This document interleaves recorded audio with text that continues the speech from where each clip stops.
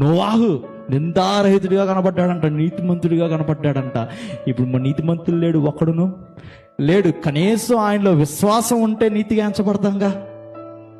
ఈ నీతి ఎక్కడ ధరించుకోవాలంటే మైమరుపుగా ధరించుకున్నప్పుడు, నువ్వు నీతిగా బ్రతుకుతున్నప్పుడు, నీలో లోపం లేనప్పుడు, నీలో ఒక తప్పు, ఇదిగో నీలో ఈ తప్పు ఉంది అని ఎత్తి చూపించేటట్టు నువ్వు బ్రతకనప్పుడు ఏం చేస్తావంటే, సాతాను వచ్చి నీ హృదయాన్ని కృంగదీయాలని బాణం వేసినా నీకేముంటది, మైమరుపు అడ్డుగా ఉంటుంది కాబట్టి, అంటే బ్రెస్ట్ ప్లేట్ అడ్డుగా ఉంటుంది కాబట్టి ఈ బాణము నీ హృదయము దాకా వెళ్ళదు. ఎప్పుడైతే హృదయము మోసపోదో, ఎప్పుడైతే హృదయానికి వ్యాధి రాదో, ఎప్పుడైతే హృదయము ఆయనకి ఇష్టమైన విప్పుగైన విరిగిలడిగిన మనస్సుగా ఉందో, ఈ ఆర్మర్ దాన్ని కాపాడుతుందని దానికి అర్థం.